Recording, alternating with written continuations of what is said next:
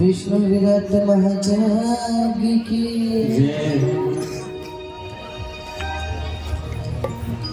ये जीवन समर्पित चरण में तुम्हारे, तुम्हें सर्वस्व तुम्हें प्राण प्यारे, आकर के राघव यहीं रह जाइए, आइए आइए राम जी आइए। बस मेरे राम से इतनी प्रार्थना करो कि ना तो मुझे धन चाहिए, ना तो मुझे दौलत चाहिए, मुझे तो बस आपका सहारा चाहिए, आपकी कृपा चाहिए। धन दौलत मांगोगे भैया खर्च हो जाएगा, उठ जाएगा, यही छूट जाएगा, लेकिन राम को मांग लोगे जो धन के दाता है, जो कभी खत्म नहीं हो सकता, जो कभी मिट नहीं सकता, जो कभी भूल नहीं सकती। इसलिए राम से नहीं मांगना है, राम को मांगना है। से मांगोगे तो कोई काम का नहीं रह जाएगा, लेकिन को मांग लोगे तो जीवन में वो खुशी मिलेगी जो कभी आप अनुभव भी नहीं किए। कोई राम को पुत्र मानता है, कोई राम को पिता मानता है, कोई राम को सखा मानता है, कोई पति मानता है। जो मानता है भगवान से सबको उसी रूप में दर्शन दिए, सब पर कृपा किए हैं।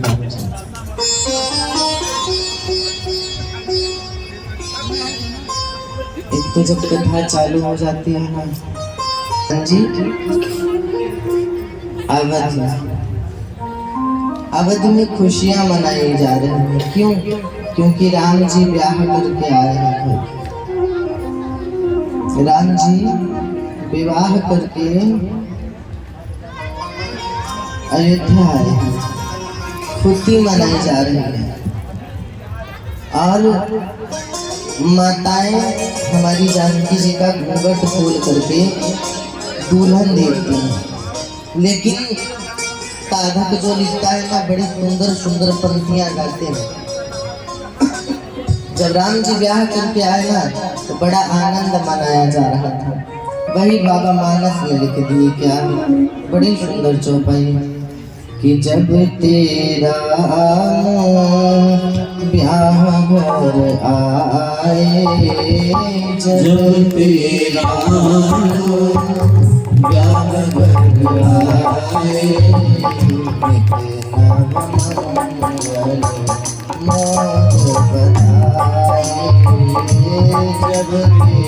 जब तेरा ब्याह घर आए, तेरा मंगल मोद बधाई। अवध में खुशियां लुटाई जा रही है, इतनी खुशी लुटाई गई जिसका वर्णन नहीं, सब प्रसन्न है। लेकिन कहते हैं दुख सुख ये दोनों भाई भाई हैं। आज जितना अवध में खुशी मनाई जा रही है, कुछ क्षण बाद ऐसा आएगा कि उससे कई गुना ज्यादा दुख भी लुटाने का मौका मिलेगा। हम आप हैं, जब दुखी होते हैं ना, दुखी होते हैं, और जब खुशी होते हैं तो सबको इकट्ठा करते हैं। कोई खुशियाँ आती है तो सबको इकट्ठा करते हैं, सब मिल करके शामिल होकर के मनाते हैं। तो दुख क्यों नहीं, जब आपको ऊपर आता है तो मिल करके बांटते भैया। दुख सुख तो भाई है ना, एक कांध पर दुख बैठा है, दूसरे पर सुख बैठा है। कभी दुख आया तो कभी सुख आया, घबराना नहीं चाहिए। बस यही कहो जब दुखी हो जाओ भगवान से कि दुख भी मुझे प्यारे हैं, दुख भी मुझे प्यारे, लेकिन छोड़ू मैं किसे भगवान, दोनों ही तुम्हारे हैं। सुख भी भगवान देता है, दुख भी भगवान देता है, दोनों का सामना करना सीखो।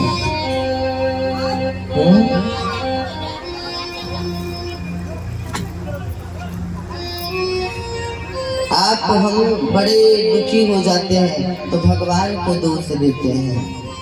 एक बार श्री नारद जी महाराज कई लोगों का भ्रमण करते करते पृथ्वी लोक आए।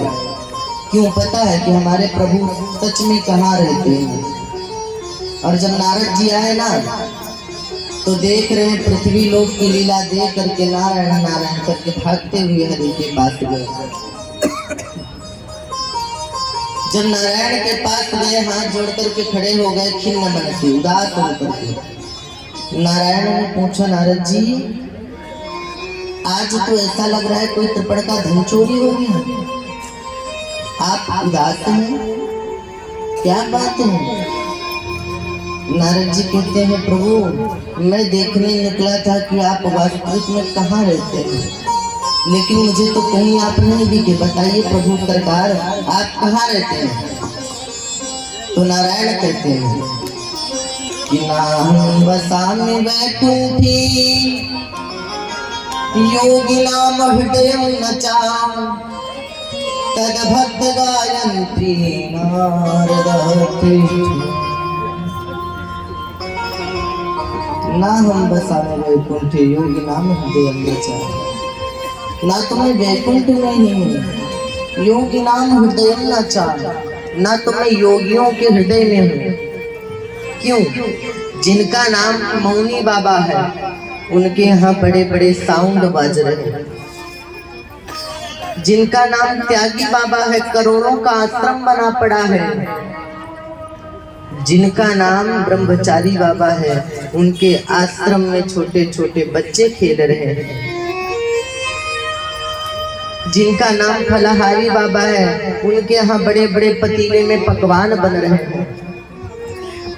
वही नारायण बोले ना हम बसाने वैकुंठी, न तो मैं वैकुंठ में हूँ योगी नाम हृदय नचा, ना तो मैं योगियों के हृदय में हूँ। तब तद भक्त गायत्री, जो भक्त मेरे प्यार से भाव से कीर्तन मेरा करता है उसी की जिभिया पे मैं जाकर बैठ जाता हूँ, उसी के बारे में समाहित हो जाता हूँ। इसलिए महाराज भगवान भक्तों के हृदय में है। कभी भक्तों के हृदय में झांक करके देखो, कभी दया लुटा करके देखो, कभी ममता लुटा करके देखो। इस भारत में माँ का बहुत बड़ा पद दिया गया है। क्यों पता है? क्योंकि माँ के जैसे प्रेम करने वाला कोई नहीं होता है। अभी मार्ग में कोई बच्चा जा रहा हो और एक्सीडेंट हो जाए, गिर जाए बच्चा, तो अगर पिताजी लोग खड़े हैं एक बार देखेंगे, लेकिन हमारी माता जी जा रही होगी, बच्चा गिर गया, एक्सीडेंट हो गया, तो भाग करके जाएंगे लाला तो चोट तो नहीं लगी, डांटेंगे भी कि ऐसी कैसे गाड़ी चला रहा था, चोट लग गई ना तेरी को। क्योंकि साधक कहता है कि अगर माँ ने ममता लुटाई न होती तो करुणामयी माँ कहाई न होती। तो माँ के जैसे ममता लुटाने वाला कोई नहीं। दुख में तो सब परिवार आएगा, चाची चाचा मौसी मौसा नाना नानी। दुख में कोई आता है क्या? कोई नहीं साथ देता। एक दो दिन आए तुम्हारे सामने दिखावा करके चले जाएंगे, दुख बांटने वाला कोई नहीं है। वही साधक कहता है क्या कि आवत बेरिया तो सब खुश हो लेना। आवत बेरिया तो जब बच्चे का जन्म होता है कितने खुश होते हैं। आवत बेरिया तो सब खुश हो लेना, जाति न कोनो जाई, अरे साथ न कोनो जाई।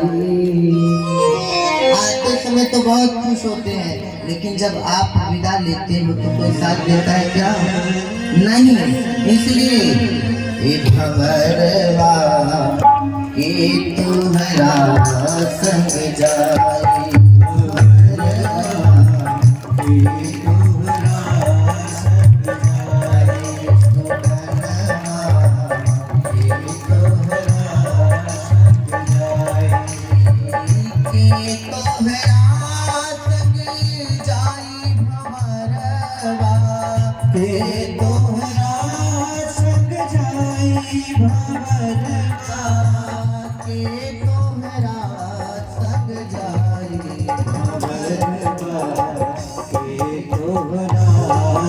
संग जाए भंवरवा के तोहरा संग।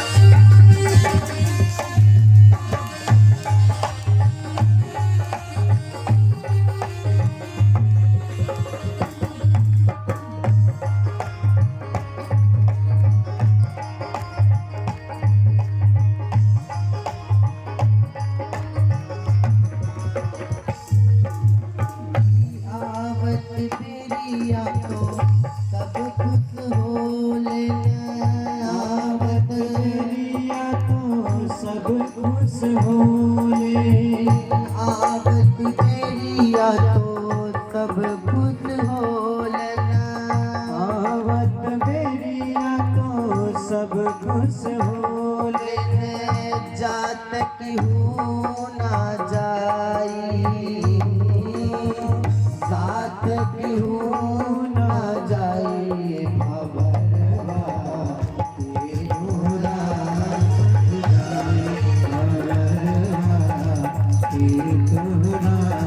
संग जाए तोहरा संग जाए के तोहरा संग जाए के तोहरा संग जाए भंवरवा के तोहरा संग जाए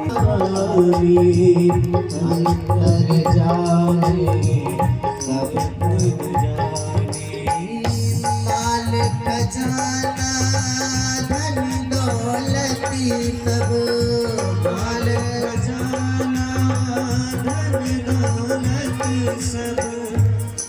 आप अपना अपना करते हैं जीवन में, ना तो बेटा जाएगा मेरे भाई बाप, ना तो बेटी, ना तो आपकी जमीन, ना तो जायदाद। इतना जानते हो फिर भी अनजान बन जाते हो प्यारे। दादा कहता है क्या, मालिक खजाना धन और दौलत, मालिक खजाना धन और दौलत हिया पड़ा रह जाए भंवरवा के तोहरा संग जाए भंवरवा के तोहरा संग जाए के तोहरा संग जाए भंवरवा के तोहरा संग जाए भंवरवा के तोहरा संग जाए भंवरवा के तोहरा संग जाए भंवरवा के तोहरा संग जाए के तोहरा संग जाए भंवरवा के तोहरा संग जाए।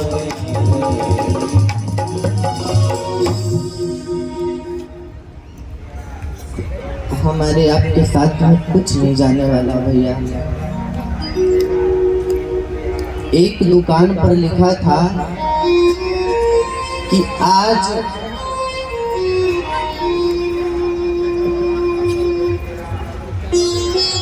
एक व्यक्ति रास्ते में जा रहा था तो उसकी नजर एक दुकान पे पड़ी, तो उसमें लिखा था आज नगद कल उधार। तो उसको लगा चलो आज नगद ले लेते हैं, कुछ कल आऊंगा तो राशन उधार ले जाऊंगा। गया राशन लिया, राशन लेकर के घर आया, दूसरे दिन फिर गया सामान लिया, चलने लगा। दुकान का सेठ बोला भैया पैसा दे के जाओ। बोले रे सेठ साहब कल लिखा था कि आज नगद कल उधार। बोले जाओ एक बार फिर से पढ़ के आओ और तेज से पढ़ना। तो बाहर जाकर के कहने लगा आज नगद कल उधार। बोले आज नगद कल उधार, कल फिर आना, लेकिन आज नगद दे के जाओ। तो ठीक हम आप वैसे हैं, जो टाइम मिला है इसको भगवान नाम में लगा दो, प्रभु नाम में लगा दो प्यारे। बार बार ये जीवन नहीं मिलेगा। क्या पता हम भी बार बार आपको ऐसे समझाने ना आ पाए। इस जीवन का कोई भरोसा नहीं है, कब क्या हो जाए किसको। इसलिए मेरे माई बाप अपने जीवन में भगवान को जोड़ो, प्रेम को लाओ। आज अवध में बड़ी खुशी मनाई जा रही है। महाराज दशरथ जाते हैं, अपने गद्दी पे बैठते हैं, राज दरबार में सभा लगी हुई है। बाबा बड़ा सुंदर भाव देते हैं मानस में, क्या कि श्रवण समीप भाई सीत के साथ, श्रवण समीप भाई सीत के साथ, श्रवण समीप भाई सीत के साथ, श्रवण समीप भाई सीत के साथ, श्रवण समीप भाई सीत के साथ, श्रवण सीत के साथ, नाम जरा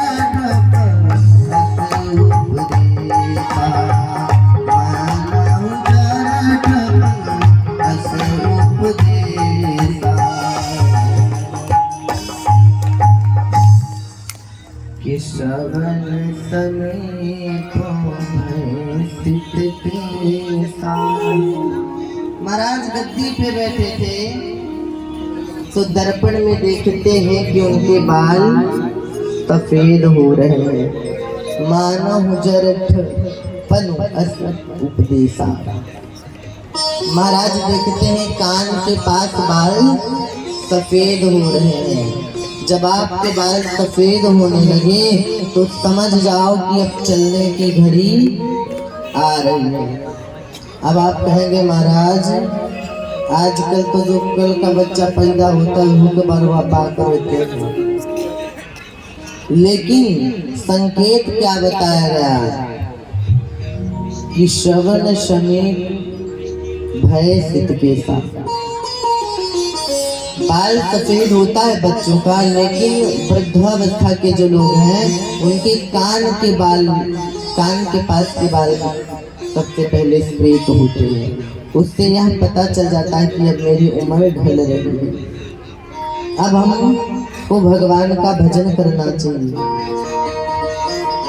और आज वाले जो है भैया सफेद, वो तो देखोगे तो सर के पास आगे से सफेद सफेद दिखेगा।